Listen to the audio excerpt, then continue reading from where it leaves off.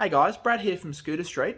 Want to do a quick video today to show you how to service the variator in your scooter and why it's so important to service it. So first up, we need to understand what a variator is and how a variator works.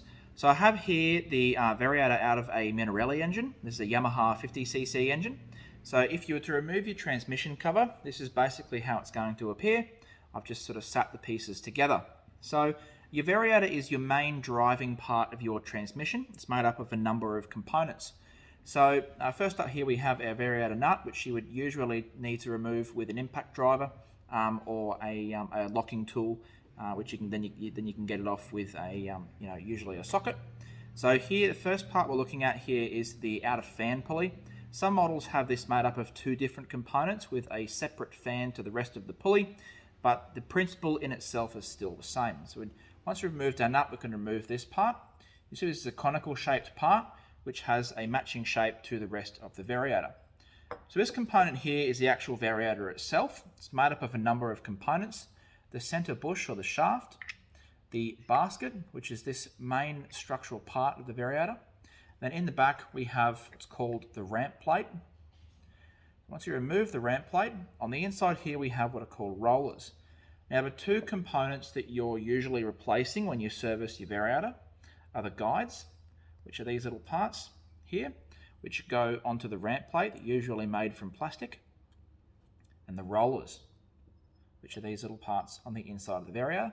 Now these are a weighted part. If you're doing variator tuning, usually 9 times out of 10, these are the parts that you're changing, and you can adjust the weight, which changes the way that the variator functions. Now if you have a closer look at the variator here, you'll see on the inside where these rollers sit, there's a little ramp on the inside. Now, essentially what happens when a variator is functioning, because it is connected directly to the crankshaft of the scooter, as the engine revs, the centrifugal force built up inside here forces these rollers up these ramps. Now, as they force up the ramps, because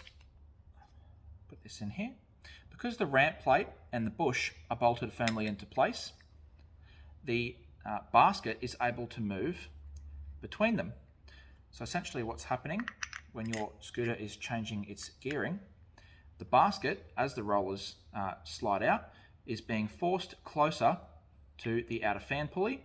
Now because of this, the space in here gets smaller, the belt has to go somewhere, so the conical shape allows the belt to move outside to the outer part of the variator, which changes your gearing for more top speed. Now as this happens, every single time that your scooter revs up and changes gears, these little guides down here are sliding against these little pins on the inside of the variator. Now their job is so that the metal of the ramp plate isn't touching the metal of the basket. Now ramp plates are usually made from steel, so in the instance that a guide isn't there or it's worn through, you have steel rubbing directly against the alloy.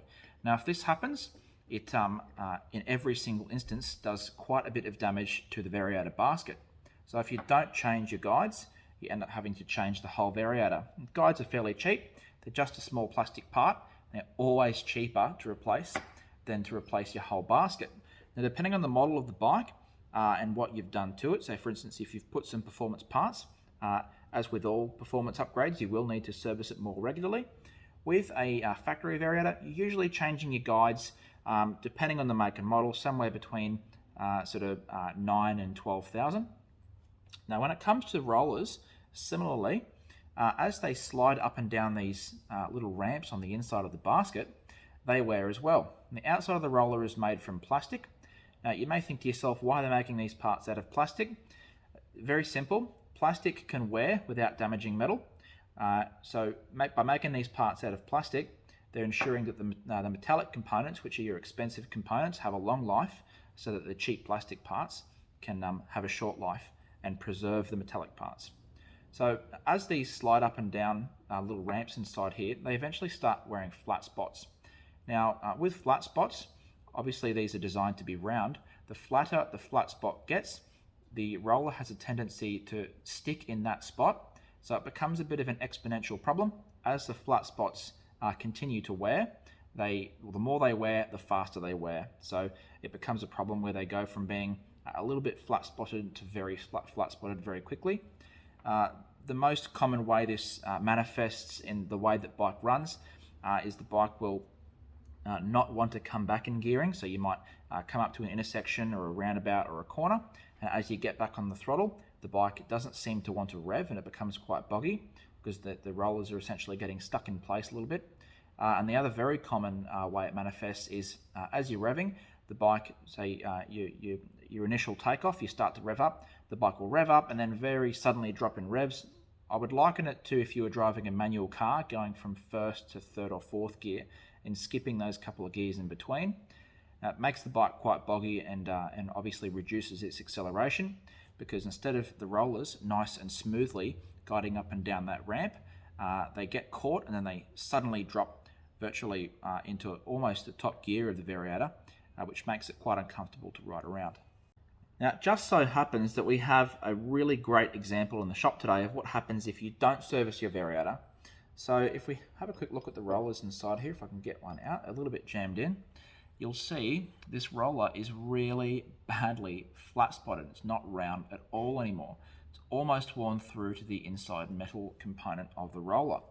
Now on top of that, not only are the guides worn out, they're so worn out they've actually blown apart and are no longer present in the Variator at all.